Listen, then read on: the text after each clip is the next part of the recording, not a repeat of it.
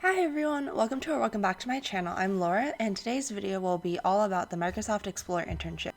I know a lot of underclassmen are really interested in getting internships, but they have a really difficult time because they're compared against juniors and seniors for the exact same positions. However, there are a handful of companies out there that do have underclassmen-specific internships for you freshmen and sophomores, and Microsoft is one of them.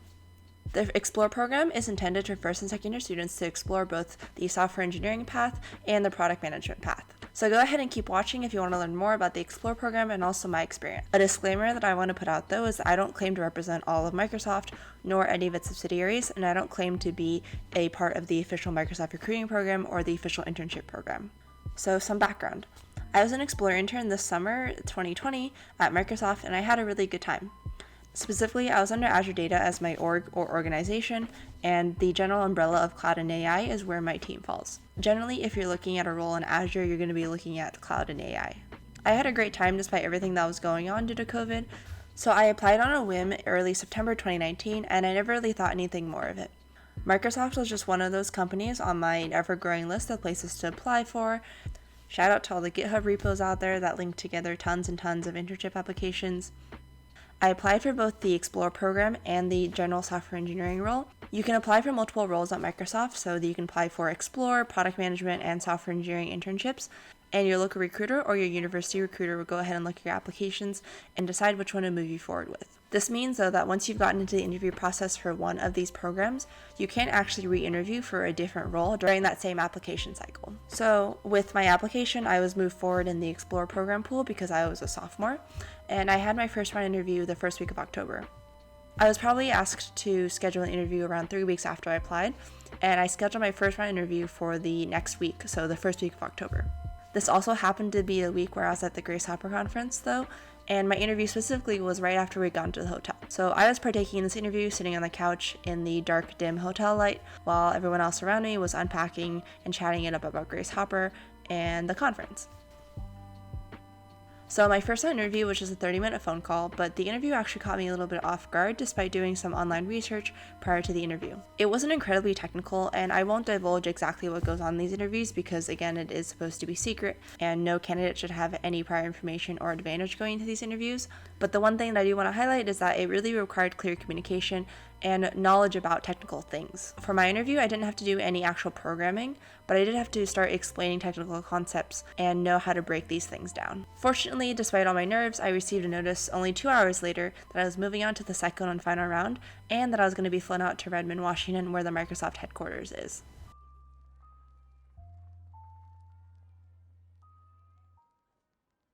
Typically, if you're in the final round stages, companies like to invite you on site if they have the funds to do so, just so you can interact with different teams and members of the company, but some companies also just may not have the bandwidth to do that. If you aren't graduating soon though, I would highly recommend partaking in these kinds of interviews. It actually helps you see what the campus is like and if you like working in the surrounding city, living there full time, etc. So there are a lot of hidden benefits about being flown out to a company, besides the perks of actually being flown out, taking time off school, stuff like that. I scheduled my interview for the third week of November. I heard that Explore positions particularly fill up pretty fast because they only have a few hundred spots, so I wanted to schedule my interview as soon as possible, and the only next available spot was that week of November. I was pretty nervous for this interview because it was only my second ever final round interview, and I didn't really know what to expect. Also, who was I, some random student coming from a state school that never had any background in computer science, doing interviewing at a place like Microsoft? If this sounds like you, then welcome to the world of imposter syndrome. More on that later though. I was flown out to Redmond and placed in a nearby hotel, and I think I stayed there for maybe 2 nights. I was really nervous leading up to the interview, and I did some light programming practice, just going through some easy questions to help build my confidence. So once I got to the interview site, I was actually pretty shocked about the representation of students from different schools. Compared to another final round interview that I had done earlier that month, there was actually people from different schools from across the country, not just a handful of cherry-picked schools. So I only had 2 interviews during my final round, and they were 45 minutes back to back. One of them was a traditional technical interview, and one of them was more product focused, so asking us to design and implement something and describe the underlying structures we'd use to implement that feature. I believe in earlier years there were 3 to 4 interviews, but starting the recruiting year of 2020, they cut the interviews down to 2. So if you're recruiting online, you'll just have 2 45-minute interviews back to back. One of the great things about interviewing on campus though and on-site is that you get to meet tons of other people that are in the same situation as you in interviewing. After my interviews, I actually went out to dinner with some of the other interviewees that I met, and we kind of just discussed everything that happened, the interview process, and any mistakes or qualms that we had with our interviewers. And with that, that was kind of the end of my interview experience, and I was flown back to my school. I spent the next weeks kind of sitting around doing nothing. Honestly, after my interviews, I spent the next couple of weeks thinking, there's absolutely no way I'm getting an offer, I haven't heard back yet, etc., etc. Kind of all the traditional doom and gloom that you would expect. However, one fateful day, I got an email saying that I was accepted to the program, and I was ecstatic. So once you've been given an offer from a company like Microsoft, you traditionally have 2 weeks to accept and sign your offer. This is not a hard and fast rule though, because sometimes schools have these deadline restrictions where a company can't force you to actually sign an offer before a given date. For some schools, it's October 1st, others November 1st. You'll have to check in with your school's career center to see if your school has one of these policies and also what the specific date is. With all that said, I ended up accepting my offer around the second week of December. Little did I know, COVID was going to happen and the world was going to go to shit, but let's think about the positive. Alright, let's talk about onboarding. So every intern's favorite time is the time between accepting your offer and the weirdly long time between you actually get to start interning. Traditionally, when it's just the status quo and there's nothing interesting happening like a pandemic going on, onboarding will be pretty quiet for you. You'll receive maybe a few documents here and there to sign and also setting your start date, but until you get maybe a month or two out, you actually really won't hear anything from the recruiting team, so just sit tight. You honestly won't even find out about your team until maybe a month or even the day of, as some interns have reported. So again, don't panic and don't stress. You will receive a background check about 8 to 12 weeks before you start, and you'll also get contacted by what's called a business admin to set up an address for where to ship your equipment, again, due to it being remote right now. So in terms of what equipment I actually received from my business admin, I received one ThinkPad laptop, one Lenovo monitor that had a nice stand so it could be used as a vertical monitor or horizontal monitor, and I believe this monitor was around 27 inches wide. I also received a docking station so I could connect my laptop and all these external peripherals to that docking station instead of having a mess of cables and wires coming from my laptop. And then I also received a keyboard, a mouse, and a pretty simple headset. But if you also need anything additional, or if those didn't suit your needs for whatever reason, you can always ask your business admin for more equipment if needed. Again, you'll be put back into radio silence after these action items have been completed, maybe until a month or even a week before your internship. For me, my manager reached out about a month before the internship started to introduce me to my mentors and also the Explorer podmates that I'd be working with. I'll go into a little bit more depth about the Explorer podmates in the next section about during the internship. I also found out about my team at this point that I was going to be on the SQL Server Tools and Experiences team, which really didn't mean anything to me, but it helped set up a reference point of, oh, SQL, databases, stuff like that. So I didn't have to actually learn anything prior to my internship. I was definitely eager to try and start learning, and I asked my manager, hey, is there anything that you want us to learn? She suggested some things that might be nice, but they weren't really necessary at all, and I also didn't really end up learning much of it before my internship. I also didn't really interact with my mentor prior to my internship either, so again, don't feel any obligation or pressure to set up that connection before your internship even starts. The weeks of your internship are where that connection is actually supposed to be built and where you actually have something concrete to talk about these people with. So the best advice that I can give is just sit tight, and if you really do want to learn, then you can inquire, but there's no expectation or obligation for you to do so. It's also entirely dependent on your manager and your mentor on when they actually reach out and when you can find your team out. Again, some interns don't hear until the day of or the week of, and some people get a nice head start like I did. Alright, so let's talk about the most interesting part, which is during the internship. During the section, I'll use SWE as an acronym for software engineering just because it's a lot less wieldy to say, and I'll use PM as an acronym for product management. Here are the basics of the Explore program. You'll be split up into doing X weeks of software engineering work and Y weeks of product management work. The exact breakdown will depend on your team and what your manager wants out of each of you Explore interns. So you'll be working with 2 other interns that typically start and end at the same exact time as you. Your primary objective as an Explore intern is to network and also to really learn how to grow. You will have a project assigned to the 3 of you, and you'll definitely learn a lot about working on an intern project, working in a group, working with other interns, and presenting and being proud of your work. You're not necessarily always expected to deliver on the project, but it really is icing on the cake if you do manage to finish and present fully about all aspects of your project. Each of you will also be assigned a mentor who may be a software engineer or who may be a PM. This really just depends on what team you're placed on and who your manager is. Now I'll go on to describe my specific experience. So the specific team that I was placed on was the PM side of the team, and all of the mentors that we were assigned to as Explore interns were product managers. Depending on where you're placed, you may have all software engineering mentors, or you may have a mix of a PM mentor for half of your internship and a software engineering mentor for the other half of your internship. The project that you're given should be appropriately scoped, and you also may have a choice to choose projects. My manager gave us a choice to choose between 2 different projects, and we ended up selecting the one that we selected just because it sounded more interesting. There's generally a lower bar for your Explore project than there is a traditional software engineering project, and it's a lot less scope than a regular product management project because the work will be split between the 3 of you. So as you can see, they don't expect the world out of you as Explore interns. They recognize that this is most likely your first internship experience and also your first time working in a professional environment. They give you a lot of ramp up time and they are really gentle to you, so take advantage of that as best as you can. I also want to share what a day in my life was like as an intern. I worked on Pacific time and most of my team was also on Pacific time, except I did have a Explore podmate who was on Eastern time. I usually got up anywhere between 7 and 8:30 a.m. and if I did happen to log onto my computer and get all set up before 8, I'd usually spend that extra time chatting with other interns and getting to know them because we had this sort of morning coffee chat set up. From 8 to 8:30, I'd spend about 30 minutes checking emails, messages, and catching up with anything that I missed from the previous day. From 8:30 to 9, I usually check in with my mentor and we have a quick chat about anything that I needed or if there are any blockers that I needed to get resolved. Most meetings at Microsoft are going to be around 30 minutes, so this can help gauge and block out your time. I usually have some sort of one-on-one or a group sync. So with my Explore pod, we had a daily sync where we check in about everything that we were working on, and if we needed to prepare for any showcases or demos. From 10 a.m. to 12 p.m., I'd use this time to first get situated and figure out what work I wanted to get done for the day. This time is really up to me and how I wanted to use it, so nothing too exciting here. From 12 to 2 p.m., there was a lunch break somewhere in between, and I also was usually in a meeting during these times.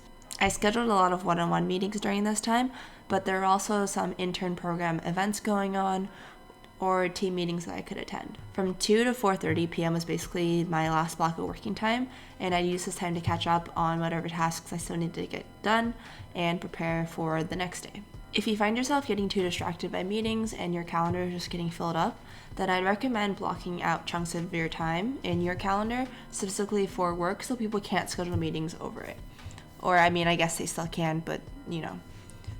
So at Microsoft, they have what are called connects, which is how they measure feedback. So it's basically an employee performance review. As an intern, you participate in 2 connects. One is the midterm connect, which is around the 6-week mark of your internship, and 2 is the final connect, which is at the very end of your internship. So at the beginning of your internship, within the first 2 weeks, you work with your manager to set up goals for your connect. These will be 3 to 5 objectives for you to fulfill throughout the course of your internship to help keep you on track, and also just some way to measure the progress and performance that you've had while interning at Microsoft. I recommend they really put some thought into these goals, not that they're going to determine the entire rest of your internship and that they can't be changed, but again, it is what you'll be evaluated against, so be honest and true about what you truly expect to complete throughout the internship. Once you finish writing these goals, these will be reviewed by your manager, and then you're set. I do want to note though that if you do come back to Microsoft full-time, then your intern connects will also show up on your full-time connects. So you get to see a nice little history of everything that you've accomplished and all the goals that you've set along the way. So for me, the first 3 weeks of my internship were pretty much all ramp-up time. We were setting up meetings with people on the team to get to know them and also to find out what features we needed to know about for the product that we were working with, and general best practices, how to do user interviews, all the fun stuff like that. Don't be scared if you're spending a lot of your time just getting information. That's pretty much the most important part of onboarding onto the team and also a really important part of your internship. One of my personal goals was also to network, and so I was really proactive in setting up one-on-ones with different people across the company. At Microsoft, you can use the internal directory to help find people that you want to connect with, or ask your manager and your mentor and your team for people that might be good recommendations. With a lot of the ramp-up time that was happening during the first 3 weeks was also where a majority of our PM work is being done. We had to write a general requirements doc about what the project scope was, what features we needed, and the general plan of attack for each of these features. Essentially, we were writing a feature roadmap for the project that we were about to implement. Then from weeks 3 to 6 was when we really started to actually program. I know that week 3 can seem late to start programming, but I also know plenty of people who started programming weeks 8 or 9 and still managed to finish their project and also get a return offer. So week 6, like I mentioned, is the midterm connect. This is where you evaluate your goals from weeks 1 through 6, and also if you're on track for a return offer at this point. I know return offers can be a dicey subject, and I'll also have a section later in this video dedicated just to the return offer. However, if you're an Explore intern and you've been communicating well with your manager and your mentor, then you really shouldn't have anything to worry about. It also shouldn't be a surprise to you if you are or aren't on track. If you've been having regular one-on-one meetings with your manager, aka weekly meetings, then each of these meetings should be a small update on how you're doing, what's going on, and what the next steps are, and your manager will be able to assess if you're on track or not during all these updates. You'll have to write up a midterm connect, so just reflecting on your progress, but usually you also meet with your manager discussing this connect, and then once you've actually published and submitted your connect, a recruiter will also reach out to you for your midterm connect. Again, this shouldn't be anything scary, but it's just meeting with the recruiter, updating them about your progress and how it's going with your team and if you're liking your internship, and generally just saying, hey, I'm on track to receive a return offer at this point. For me, this is also where I brought up the fact that I was going to be graduating early, as when I applied for the Explore program, obviously as a regular sophomore, with a grad date of 2022, but because I actually decided that I was going to be graduating 2021 later on in the school year after I had accepted my offer, this caused some hiccups in terms of my return offer process, but again, not super important for the general Explore process here. Weeks 6 through 12 are going to be your traditional internship expectations. So you'll be meeting with people to help get you unblocked, you'll be working with your team, you'll be meeting with your manager and mentor, staying on track with everything that the project is expecting of you, and generally delivering on features incrementally. It's hard to say a specific timeline for everyone because, again, the Explore program is very, very tailored to your team and the project, so I don't want to misconstrue anything about the Explore program here. Along the way in your internship, though, you'll find that there are a few Explore-specific networking events, so returning interns or full-time employees who are past Explore interns come to speak and offer you sagely advice and all their wisdom to help you succeed as an Explore intern too. So somewhere along the way in weeks 8 or 9, you'll get a survey from the recruiting team asking you to fill out your preferences and also just a short reflection of your time with your mentor and manager. This is just the general ranking of your preferences between software engineering and PM, so which one do you want to return to if you do happen to receive a return offer. In previous years, to be a product management intern, you did have to interview, but I believe that this previous summer, they cut out the interview process and you'll be able to just receive a direct return offer for product management if you so choose. Product management internship roles, though, are a lot more sparse than general software engineering roles, and it may be a little bit more difficult to get a product management return offer, but again, I'll save that for the return offer section. Finally, at week 12, you'll have your final connect, where you'll wrap up all your work and send it off. Similar to the midterm connect, here you reflect about all 12 weeks of your internship. So don't be shy about bragging, but definitely do it in a neat, objective way.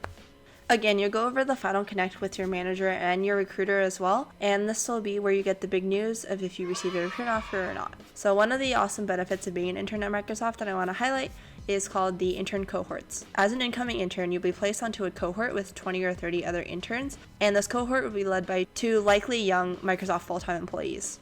Their job is to kind of make you feel welcome and included, and also to meet other interns, so definitely participate in these events if you want to get to know some other interns. Even if you don't really want to get to know other interns, I don't know why you wouldn't, I would still recommend them because you get to at least meet these full-time employees, and you can also ask them questions about their experience on Microsoft if you're interested in returning. The second cool thing that I want to highlight is called the intern networking program. Throughout the weeks for as long as interns are here, so traditionally May through September, they'll match up you as an intern with one other full-time employee per week. You'll have a short survey you can fill out about what your preferences and interests are, and the intern networking program will try their best to match you up with a suitable full-time employee for you to chat with. Take advantage of this to chat with people that are of other interests that you have that may not be on your team, get to know them, and see what they're working on. Definitely don't be shy though, because one of the great benefits of working at such a large company like Microsoft is the infinite number of connections you can make in one summer.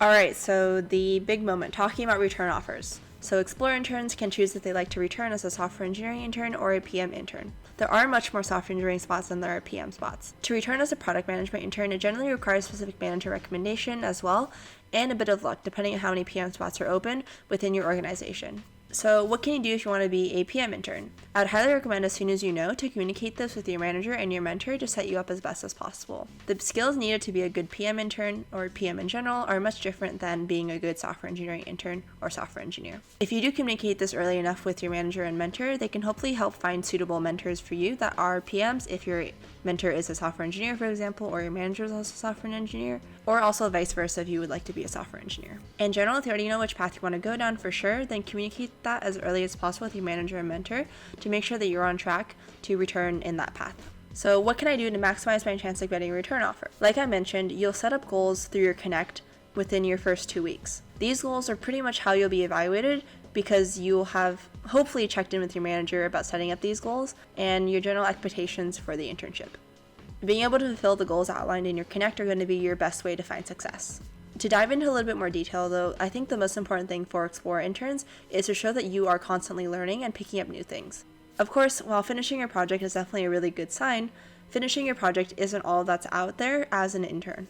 You can refer to my previous video about finding success as an intern or new grad, or generally being new to the job. Now I'll provide some general advice on how to get into the Explorer program. There really is no magic formula, so take everything I say with a grain of salt. For resumes, they really don't expect you to have the most amazing resume, especially because this is geared towards underclassmen. I was fortunate enough to have an internship even prior to my Explorer internship, but I met freshmen who had very sparse resumes, had only taken 1 or 2 CS classes, and were still selected to interview. I think it's about showing that you have potential and genuine interest in technology and the general computer science field, not that you have hard technical skills and years of training under your belt. For your interviews, just be friendly and honest and be open to learning from your interviewer. You may get corrected or make mistakes, and that's also totally normal and fine.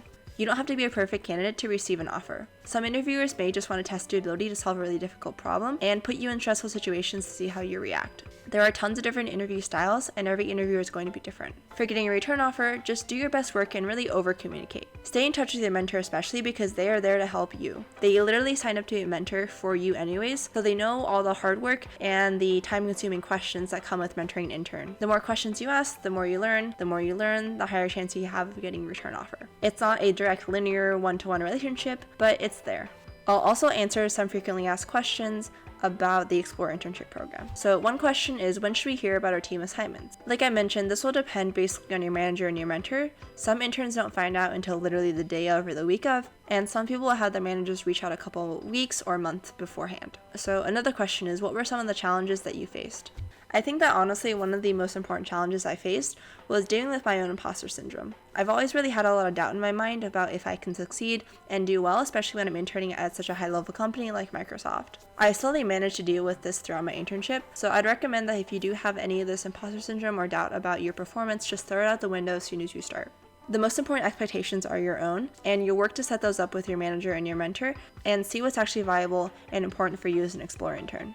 The next question is, do you think there's a learning curve as a first-time Microsoft employee? I would say it's not a specific Microsoft thing, it's more of a general first-time interning or working at a new company kind of thing. There's always going to be some sort of onboarding process or ramp-up process when you're working on a new team whose products you actually know nothing about. Take your time during this process because again, no one is expecting you to deliver a full feature or product on your first day on the job, and this kind of background knowledge is really important to set you up for success later down the road. If you gather a good chunk of your knowledge at the beginning of your internship, you won't have to spend tons of time piecing together little parts of that knowledge later down the road. Another question is, what are the major differences between software engineering and PM work, and my general thoughts on those portions of the internship. So the PM work and the suite work are going to be pretty different in terms of what you're doing, but I enjoyed both parts of them for different reasons. Generally, I enjoyed the PM work because it was something new, and I really enjoyed learning more about PM because that piqued my interest and I never heard about it before the Explorer internship.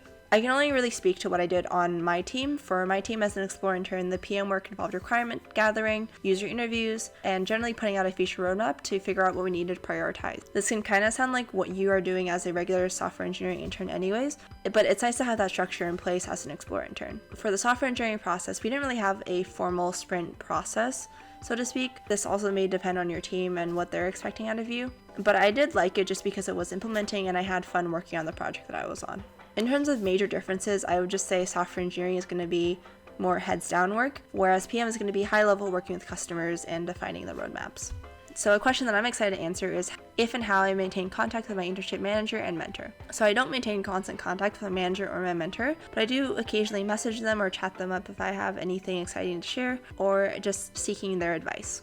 I may occasionally meet with my manager on a random month or so, just if I have any big news or advice. But talking about mentor is pretty casual. We sometimes chat and set up meetings as well. It really just depends on how comfortable you are with them and if you actually established a more lighthearted relationship with your manager and mentor during your internship instead of one that is strictly professional. I would recommend trying to at least put a little bit of energy into establishing a more friendship role, just because it can be really stressful if you're always dealing with someone in a professional environment and you can't really trust them to just let loose and have some casual talk. The last question I want to answer is how prepared did I feel going to my internship and how I think I performed. So going into my internship, I really didn't have any expectations because, again, this was a new company, it was a new project, and I was going to be working with entirely different people. I guess you could say I wasn't really prepared because I had asked my manager about what I can study, and I ended up actually doing that. But I don't think that had a huge impact on how I performed. I would say just based off reviews from my manager, my mentor, and the fact that I have a return offer full-time means that I performed pretty well and made a good impression. So yeah. I know this is a longer video talking about the Explore program, but I hope that this kind of depth helped answer a lot of your questions and also just shed some light on what the Explore program is like and what you can expect moving forward or if you're applying for the program. If you have any questions, feel free to leave them in the comments below and I'd be happy to answer them. As always, thank you so much for watching and I'll see you all next time. Bye.